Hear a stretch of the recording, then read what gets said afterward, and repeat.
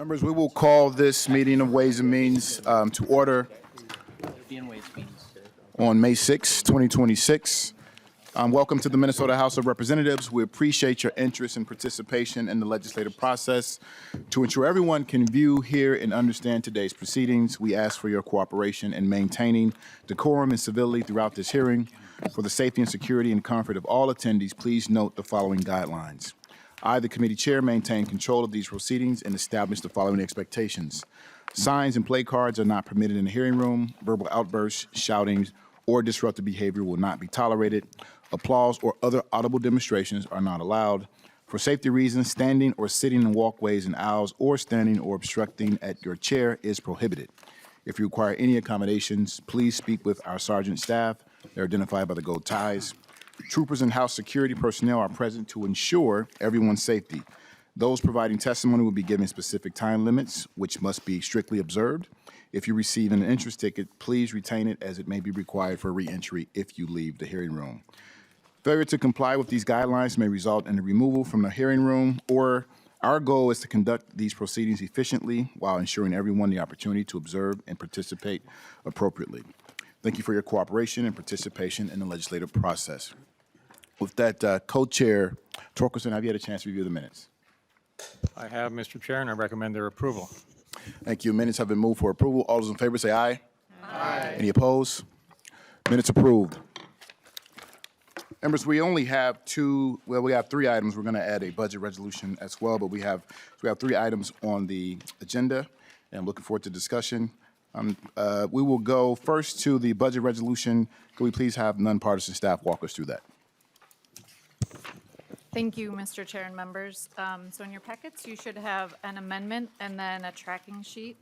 And on the amendment, it references on line 3 a new amount of total spending that reflects the bills before Ways and Means, and it is now $71.7 million. And this reflects the addition of the Human Services Finance bill that was heard, the payment portal bill that was heard, and then this also includes the impending claims bill as well.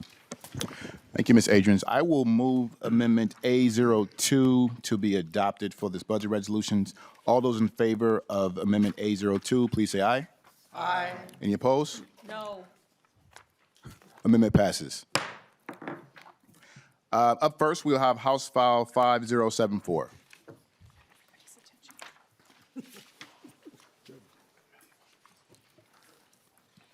Representative Frederick, please introduce yourself for the record and proceed.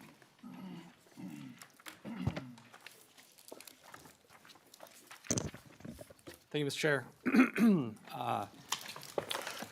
Let me just say, there is an amendment. Do you want to move the amendment first? Yes, please. There's an amendment to the bill labeled A26. I will offer A26, the amendment. Representative Frederick, please speak to the amendment. Thank you, Mr. Chair. The bill was introduced before we were able to have the meeting of the Claims Subcommittee. And so the amendment represents the outcomes of the Joint Subcommittee on Claims. Any discussion of the amendment? All those in favor of the acceptance of the amendment A26, please say aye. Aye. Any opposed? Amendment accepted. Please proceed with your bill as amended. Thank you, Mr. Chair and committee. So the Claims Subcommittee purpose is to oversee any tort claims against the state. Often it can be if someone is incarcerated, maybe they had their property taken or damaged by staff, and it's documented that they were supposed to have something, and then all of a sudden it was taken into possession by the staff at a facility, and then it was damaged while in their possession. But we also have exoneration claims in here too. It actually represents the majority of the funding of this bill. Is someone was incarcerated for almost 20 years. It is the longest exoneration that we have seen before the subcommittee. I think the longest before this was 8 years, which is why the number is so high. The person was in their late teens when they were incarcerated, and then they were almost 40 when they were let out. And I cannot imagine having that the formative years of a person's life being taken from them, which is why the number is so large this year. But that's the bulk of this bill. It's going to be those three claims for people who serve time and should not have, and then the rest is going to be smaller property claims. Any discussion to the bill, members?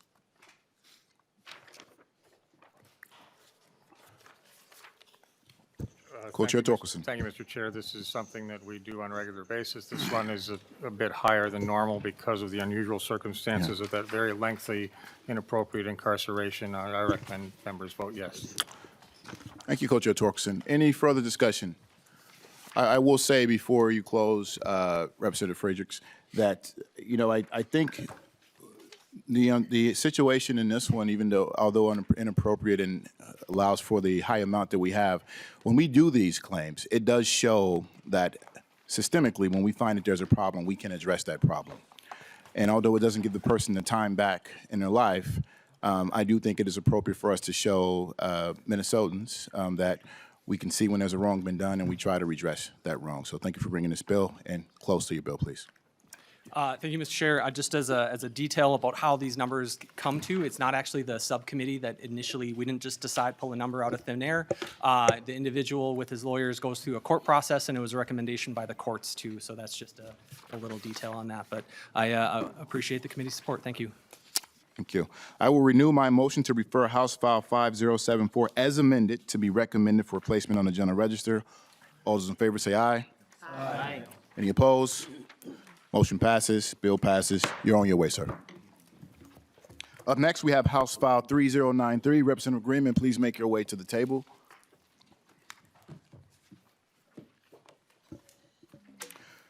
I will move that House File 3093 be recommended for placement on the General Register.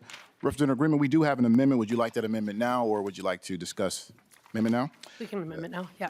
There's an amendment. I will offer the A4 amendment. Rep. Greenman, please briefly describe your amendment. Thank you, Mr. Chair. This is a comfort language worked out with the Cable Association. We sort of all agreed on the premise of the statute and that this does not touch any of the underlying subdivisions, but they wanted this language, and we're happy to comply. Any discussions of the amendment, members? Seeing no discussion, all those in favor of the A4, please say aye. Aye. Any opposed? Motion passes. Please proceed with your bill as amended. Thank you, Mr. Chair. This bill implements a simple concept, that entities who steal from the state government shouldn't be eligible for government grants. The bill bars any organization from receiving state grants if that entity or its subsidiary has been found to have violated Minnesota's fraud statutes, including misclassification fraud, criminal fraud, theft of public funds, and related violations that skim from public coffers.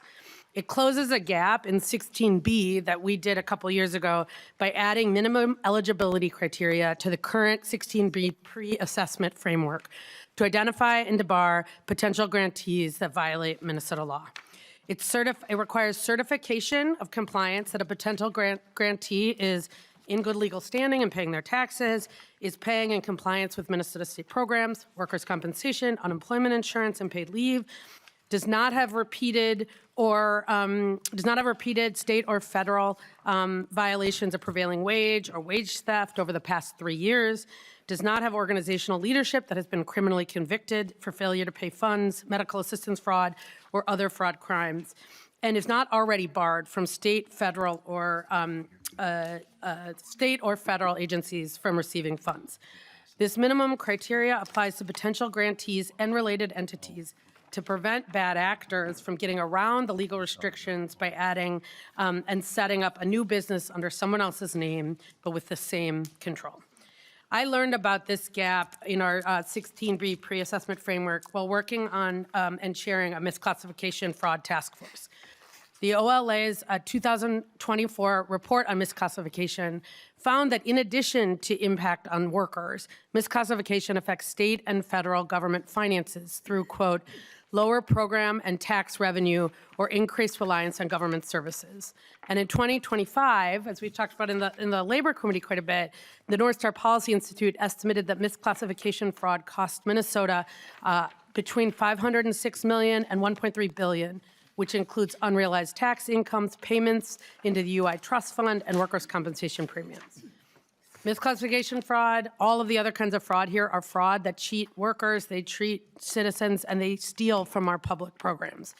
This bill protects our public coffers by raising the stakes for any employer or any entity that tries to defraud our UI trust fund, that tries to defraud our other programs and payroll taxes. And it prevents them from stealing from these programs and then getting more government grants.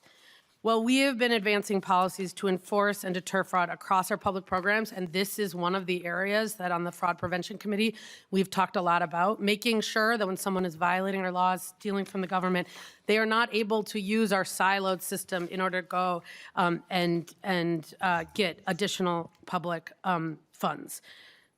Ensuring that these policies are in place, that we are vetting folks who have already violated the law from getting more public funds is the right and simple thing to do. This is actually based on a law we currently have on the books, the Responsible Contractor Law, which is 16C. It's built on that framework, working with admin and others to make sure it fits into our already accomplished goals. It's a common sense part of our work to both stop fraud, to address misclassification fraud, and to ensure that if you violate our laws, you are not getting more public dollars. Thank you, Mr. Chair. And with that, I'd ask for your support and look forward to discussion. Thank you, Rep. Greenman. Members, any questions? Chair Baker. Thank you, Mr. Chair, and thank you, Representative Greenman. We agree that fraud is wrong, and I appreciate the bill's intent here. I think I'm having real concern that it didn't go through our committee. I know it came in later. I want to see what Labor has to say more about this. I know that when the Responsible Contractor Bill came through a couple years ago, again, there was a lot of bumpy roads to get that rolled out smoothly and properly. There was a lot of contractors that didn't understand this. I just say that this needs to go to a committee hearing and to hear a lot more detail. I want to just understand this better about the whole enterprise system is very broad. Again, I understand that the intent is right. I'm with you on the grant part, the fraud part. I just think this needs to be dealt with a lot more in depth with other agencies. How does this affect enterprise-wide? We want to stop the fraud just as much, but I fear that this bill is way too broadly written. I want to dive into it further and deeper when we've got more time. I can't support the bill today, Representative Greenman, but I like the intent of it. I think we have to do more work on this to get it right, but again, I'm glad your amendment came through to help firm up the bead stuff that we talked about. But I just can't support it today, Representative. Thank you. Rep. Greenman. Thank you, Mr. Chair. Well, that is disappointing, and I had this language in front of you for a couple of months. Now, I want for members to understand what this bill does, because there's a lot of underlying cross-references to statutes in criminal code, in labor code, in tax code, and it changes none of them. It does not impact those. Otherwise, it would have to go through all those committees. What this does is say in the Department of Admin is requiring people to certify that they're in compliance with those other laws. It does not change compliance structures for those other laws. And so I think under your analysis, Baker, I think most laws would have to go through almost all committees if they touch more than just that jurisdiction. But this is purely, and what it says to the Department of Admin is they have to set up a system where people say they're complying with the laws they're already required to comply with, and they're telling people, or they're telling the administration if they have a violation that they've been cited for. We actually did talk about this bill when we talked about misclassification, and I think that potentially, I don't know if Representative Pinto wants to speak to it, but it's not a labor bill, it's not a public safety bill, it's not a tax bill, it is a state government bill about government contracts, and I think that the language makes that really clear. And I've talked to many of you about it over the last couple of months, so it's disappointing to hear that now. Chair Pinto. Thank you, Mr. Chair. Representative Greenman, thanks for advancing this. I guess I'll be interested to hear from Chair Baker if he's willing to share about his concerns about the breadth of the bill. I'm going to push back pretty hard on the idea that this bill would have needed to be heard in our committee, the Jobs Committee that Chair Baker and I co-chair. I'll note the bill was introduced in April of 2025, referred to the State Government Committee. That committee reported it out, had a hearing, I think, in late February. I want to compare House File 1234 from Chair Scott. This is a bill that also relates to state government, as this one does, and talks about contracting and subcontracting, participating in public improvement projects. It's a bill that was referred to our committee, and Chair Baker and I agreed that it did not belong in our committee. It was actually then referred back to state gov and then ended up being sent to Ways and Means. That bill, I think, arguably had more connection to our committee than this bill. The only connection to the Jobs Committee about this bill is that one of the factors, or a couple of the factors, relating to whether an entity can receive a grant is whether the entity has complied with work and labor laws. But again, if we use that sort of standard, as Representative Greenman said, another one is compliance with Department of Revenue registration requirements. Are we going to send every bill through every committee? So I'm going to push back pretty hard against my co-chair. I see no reason that this bill would need to be heard in our committee. And although it was introduced more than a year ago, I think all of our colleagues or all of us have had plenty of chances to review the bill. So I think the question is, what are the substantive concerns with the bill? And I don't know what they would be. The way that I look at this bill is it's requiring that it's consistent very much with conversations we've had in the Fraud Prevention Committee and others as well, to say that if an entity is defrauding taxpayers, is not doing the right things, we want to make sure that that entity is not going to be receiving public funds. Very simple, very clear, and so I would hope the members would support the bill. I will, Mr. Chair, ask for a roll call on this bill, and would hope. Oh, you don't have to raise hands.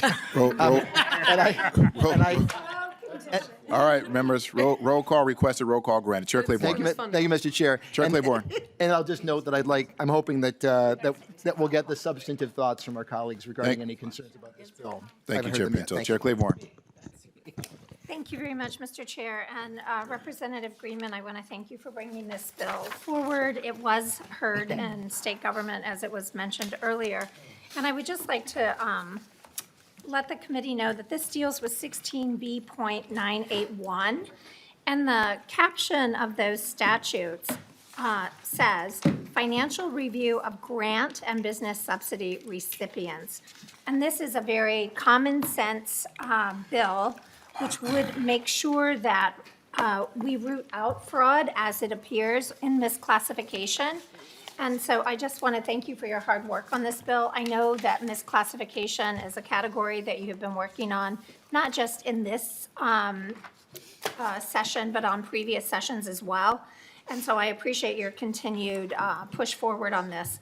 Misclassification, as you stated so clearly, robs the individual who's performing work. It robs the state of people who are expecting an outcome from the resources of the state, and it harms everyone. So thank you very much for your work on this bill. Chair Kosnick. Thank you, Representative Greenman. This bill was heard. I had the opportunity to see your presentation in State Gov Finance. At that time, we also had heard Patty Anderson, Representative Patty Anderson bill, House File 3563. Did you get an opportunity to discuss her bill? And as you and I talked, to see if that was something you'd incorporate in this bill, did you get a chance to talk to her about her bill that was similar in nature to your bill here? Rep. Greenman.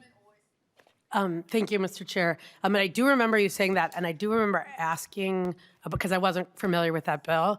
It was deadline week, and so I'm not sure. It is not incorporated in this bill, but it was probably for lack of not following up. What I will say is I do think that there are, I have also not that familiar with Representative Scott's bill, but I think, and then I know admin had a package. I know that a set of members across both of our caucuses have been working on grants in that context. So I'm sure that there are many bills that deal with grants and deal with preventing people who have maybe incorrectly or fraudulently deprived state coffers. And I think that however they're coming, whether they're in omnibus bills or or as a standalone, it would be good to make sure that they all work together. And I think that that's above my pay grade. Any follow-up, Chair Kosnick? Thank you. Representative Greenman, I think your pay grade is quite high as a state representative, and we did talk about having that discussion. And her bill dealt with the state who provides licensing in certain areas. If somebody that holds a state license is also similarly convicted of fraud or theft, similar to your bill, that the state licensing boards should withhold or consider withholding those licenses. And I think that is a very good fit in this bill, and that's what we talked about. And you were, I believe, in the committee hearing room when the Anderson bill was being heard. I may be mistaken. You're shaking your head, so I might be mistaken on that. But it's unfortunate that you didn't have the opportunity to talk with her about it. I gave you the bill number, and I'm disappointed that that conversation never happened, and really disappointed that that's not incorporated to strengthen your bill. And I think that's something that certainly should be considered. It's unfortunate that partisanship got in the way of Representative Anderson's bill. So I hope that as this bill continues to work, maybe get a hearing in Chair Baker's committee, that would be part of the future discussion. Rep. Greenman. Thank you, Mr. Chair. And I'm not sure if that bill is going through every jurisdiction that has a licensing board, but that would probably be 12 or 13 committees. So I'm not sure if you or your colleagues raised that issue on that. I hope you didn't, because I don't think that bill, probably if it was in 16B or 16C, it's a state government bill. I am not asking about, this is not an omnibus bill, it's not a package. It very well could go along with Representative Anderson's bill, or Anderson, and Representative Anderson and I on the Fraud Prevention Committee have a lot in common. And so it's disappointing to hear that you would want to block a bill that is about preventing fraud, preventing people who have already been found to have defrauded the state government, because it doesn't include an unrelated bill that I haven't even had a chance to vote on. I may or may not support it. That just doesn't, those things don't align, and I don't think that that's how we should do our policymaking, especially taking on the issue of people who are ripping off workers and our government. Chair Scott. Thanks, Mr. Chair. And I just had a question on the verification of compliance piece. And as I read that on page 5, and it just seems to me that we're just going to take their word for it. When they say that they're complying, we're going to take their word for it that they're complying. And so if you could speak to any assurances that they're not just pulling the wool over on the eyes of government folks, that'd be great. Rep. Greenman. Thank you, Mr. Chair. And I'm glad you brought that up, because we built this on the same framework that admin administers, both the responsible contractor law in 16C and also the pre-risk assessment that we do grants that we did the last couple of years. I, in a budget year, would love to have to put the robust and potentially upfront verification. That has not been something that I think that either party has sounded interested. I think that it would probably cost tens of millions of dollars. What this does is improve from where we are now. And I will be honest, when I started working on this bill, it was because I saw there was an article about an organization that received grants from the state and had misclassified all of their workers and had a standing DLI misclassification violation when they got that order. And the reason that happened was because there was no information in front of the agency that was verifying the grants. And so we, in the interim, or excuse me, in the last couple of years, we actually put in pre-risk assessment into statute, which requires a set of smaller checks, very basic ones. What this does is it actually says if you violate this, it's an eligibility criteria that prevents you from getting a grant. And so if you, Representative Scott, want to work on what would be, I think, step 2 in a budget year of taking this, passing this bill, and then talking about the ways that we would want to give the administration more upfront verification, I would love to work with it. Right now, what this does, and this is why the responsible contractor law has been important, is what this does is say before you apply for a grant, you have to verify all of these things, and it gives that information to the folks who are going through that pre-risk assessment, information that they don't currently have. And so I think that this is a really important step. I see it as a gap between, about the law that we, the really strong law that we passed 2 years ago. And I think we should fill that gap now. Any follow-up, Chair Scott? It just seems like our government employees ought to be verifying the verification. And I don't see where that's, maybe I'm missing something. I just figured anytime government grant money was given out, I thought it was the duty of the state employees to make sure that the person was grant worthy, that they were not operating illegally, that they were actually going to be doing what they say they were going to do with the money, all of those things. And so, yeah, when I read this language, I'm like, but it's the responsibility of government to make sure if you're giving out state money, that the people have passed the smell test and been verified from the government agency perspective. So thank you for the line of question. Chair Claiborne? Thank you very much, and I just wanted to clarify that these two bills that were referenced, Representative Anderson and Representative Greenman, are in totally different chapters of law. And so I just wanted to thank Representative Greenman for keeping hers very clean so that we know exactly, as she said, there are lots of cross-references in it, but it really has to do with the administration's grant process, procedures, and it's very clean, and I would encourage everyone to please vote yes. It's an important bill for stopping fraud in our state. Chair Katiza-Batun? Thank you, Mr. Chair, and thank you, Representative Greenman, for bringing this forward. It is my understanding that just like a few days ago, or maybe toward the end of last week, that we had the largest recapture of some of the issues in terms of worker misclass and businesses who are avoiding paying their employees what they are meant to be paying them. And I think that sometimes we get caught up in the big numbers, whether or not that fraud has been verified, whether or not people have been convicted. We get caught up in saying really big numbers because people are like, wow, that's so much money. And it is, and none of it is acceptable. So I think that's why, when you're looking at $25,000 or more, when somebody has repeatedly failed to pay required wages or penalties on one or more projects over and over and over again, $25,000 is a lot of money to the vast majority of Minnesotans. And when it happens again, and it happens again, and it happens again, all of that adds up to a lot of money, and it adds up to bigger numbers. But if we allow ourselves to brush it under the rug and say, oh, this isn't that big of a deal because, it's only impacting workers of a certain business, or, they probably won't do it again, or it's not something that we need to investigate and block them from receiving any state grant monies.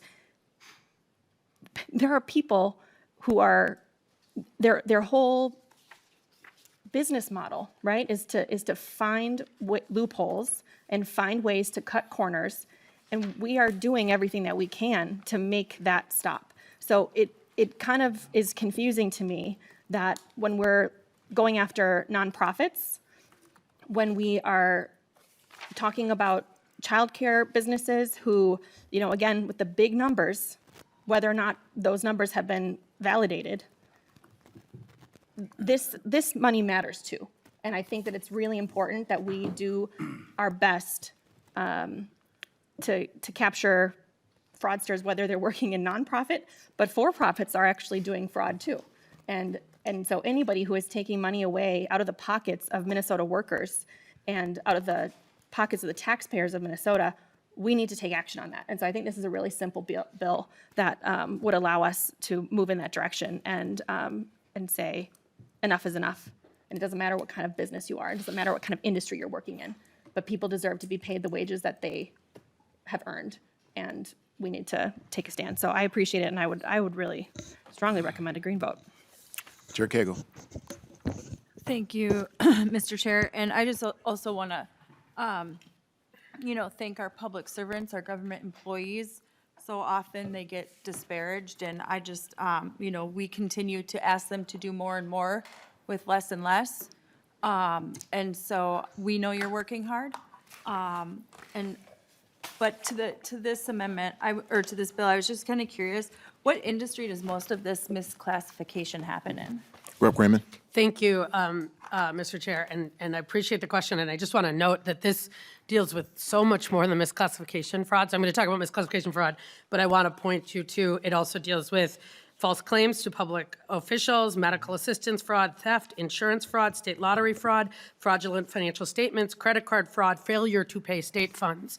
And the thing about misclassification is, and we had in our labor committee, we will get a study coming up. One of the construction is a big place that we see that. We also see it in the service industry, in the live events industry. And for folks who haven't been following this issue, it's not just wage theft. Our unemployment trust fund probably has lost between $200 and $300 million every year because of misclassification fraud. Our payroll taxes at the both state and federal level are losing real dollars. That is a fraud on public funds and public programs in the same way as we have been talking about, and we hear both sides of the aisle, but we hear a lot. You all tell us that we're not doing enough on fraud on public programs. There's a fraud on public programs. And frankly, this language has been around a while. It is built on a very a strong foundation of something that we've already been implementing. And so I appreciate the question. It is something we need to deal with. And we should also, all of these kinds of fraud, we should be ensuring that if you commit them and violate them and get a felony or a violation of from an agency, you shouldn't be able to get government contracts. That's all this bill does. Chair Cagle, you have a follow-up? Yes, thank you.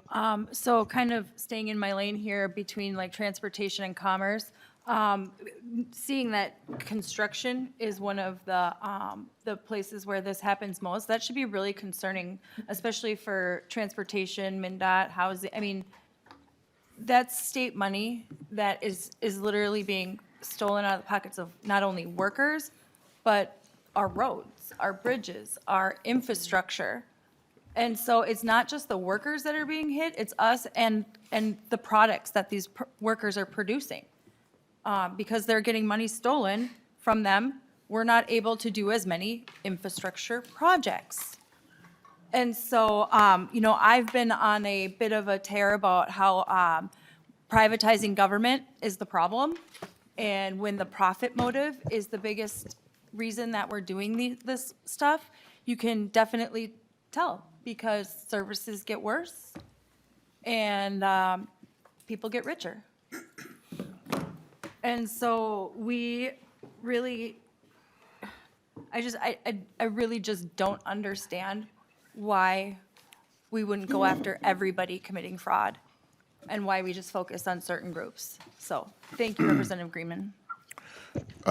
We have two more members on it, but before that, Rep. Greenman, did you say in your comments, did you say 200 to 300 million per year?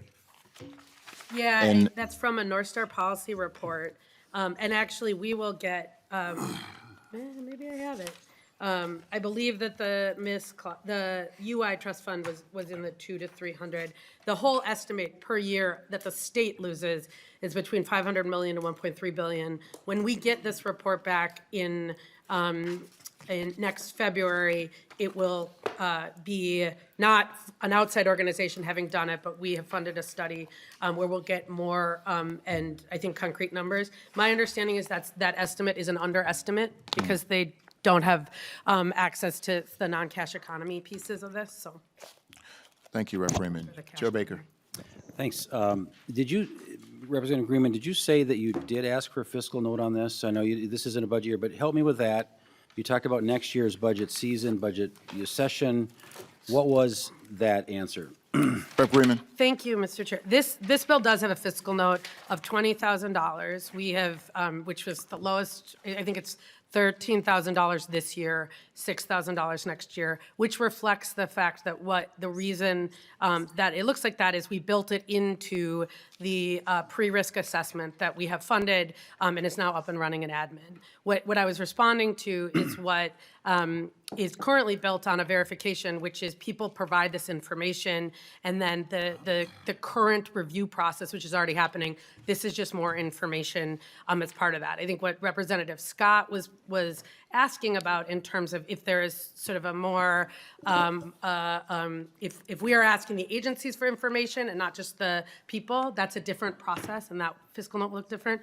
The talking to the administration, and I think that they talked to both Chair Torkelson and Chair Frazier, but we are not going to fund it because it's $20,000 to work they're already doing, and they're okay with that. Mr. Chair Baker, any follow-up? Just, yeah, I think what again, my caution here is, the idea is right, but I wonder why aren't our agencies doing this now and double-checking, verifying these kinds of questions? You said you learned some things during the conversations you were having over the summertime with the Miss Class committee that you were on.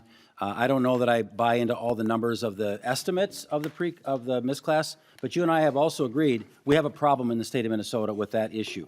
I don't want employers misclassing actual W-2 employees, and we've got to find ways of finding those things.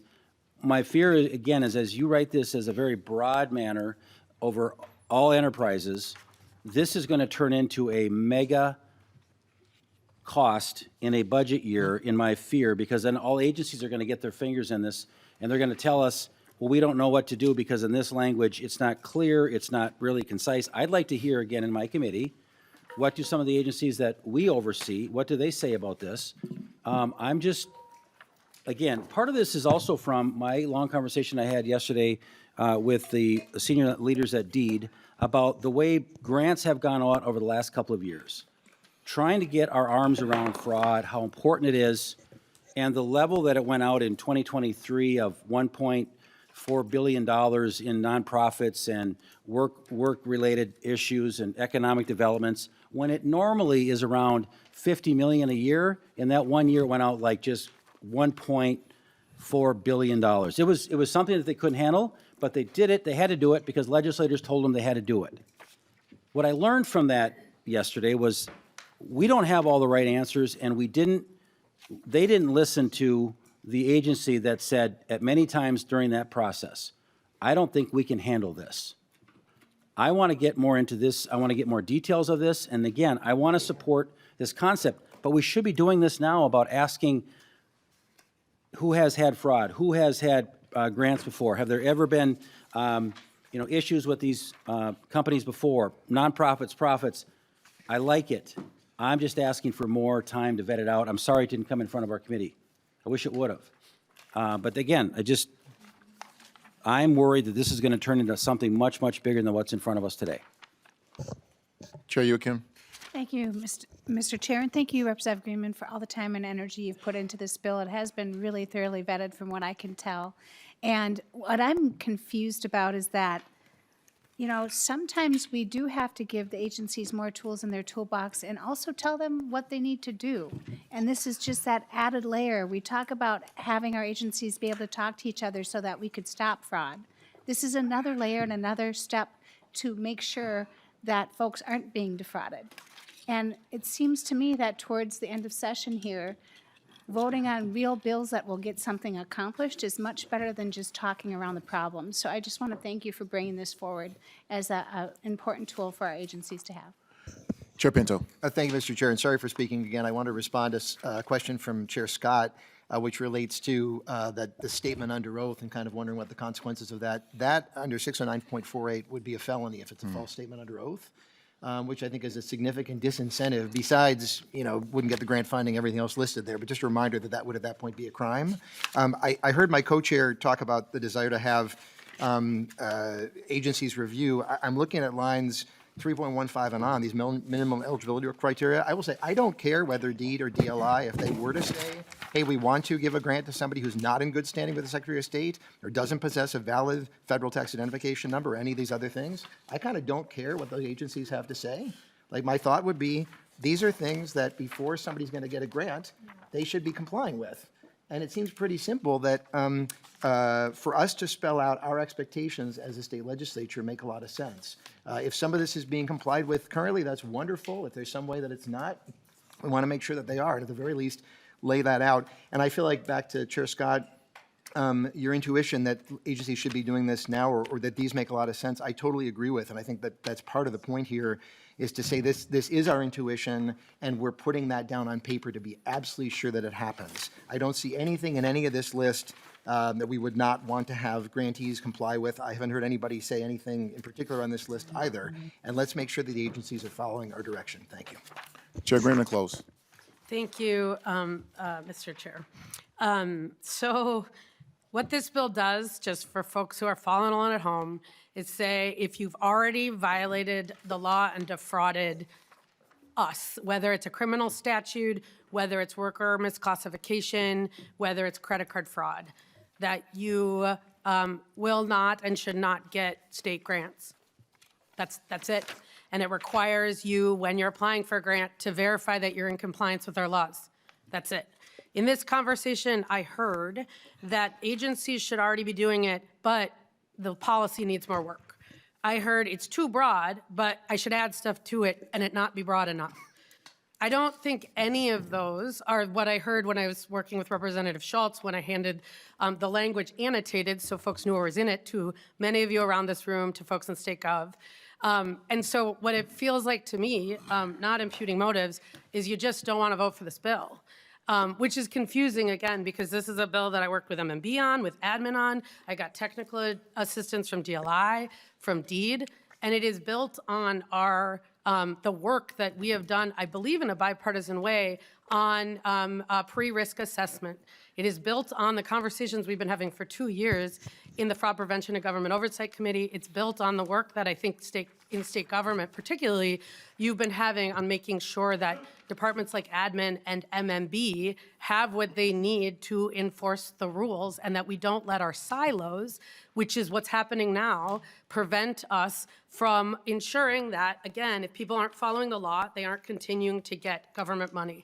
This is no different than the bills we've passed to say if you're committing Medicaid fraud, you shouldn't be able to get SNAP dollars, or if you're a provider who has committed daycare fraud, CCAP fraud, you shouldn't be able to be in the Medicaid program. It is the same concept, and it is the same, built on the same work, and so this should be an easy vote. I hope you'll do it with me.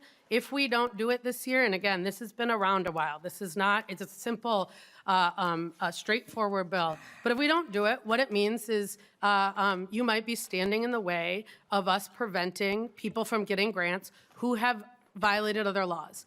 And that's not going to be on me. I think we should be able to do this. This has gotten both bipartisan participation and support, and I hope you'll vote for it today. Members, we have had, thank you, Rep. Greenman, for bringing this bill. Members, we have had many conversations about fraud throughout the legislative body, throughout the last couple years. If these numbers are anywhere close, these estimates of 200, 300 million a year out of our UI trust fund, or 500 million to 1.2 billion, if these numbers are anywhere near accurate, these would be the highest numbers of any fraud within the state that we know of. And we have an obligation and duty to try to prevent that, to make sure that the money that we're providing to folks are absolutely being appropriated for the appropriate reasons. So please vote accordingly. I will renew my motion to refer House File 3093 as amended to be placed on the General Register. Clerk, please take the roll. Co-Chair Frazier votes aye. Chair Torkelson. No. Vice Chair Scott. No. Vice Chair Agbaje. Aye. Representative Acomb. Aye. Representative Backer. No. Representative Baker. Representative Bierman. Aye. Representative Gomez. Aye. Representative Heitzman. No. Representative Igo. I go no. Representative Cleaborn. Cleaborn, aye. Representative Cagle. Aye. Representative Katina Watoon. Aye. Representative Koznick. No. Representative Kreshaw. No. Representative Lilly. Lily, aye. Representative Mueller. Representative Nash. No. Representative Noor. Aye. Representative Novotny. No. Representative Olson. Representative Pinto. Aye. Representative Schumacher, Schumacher, no. Representative Swedzinski, Kuzinski, no. Representative Vang, Aye. Representative West, Representative Joachim. Yes.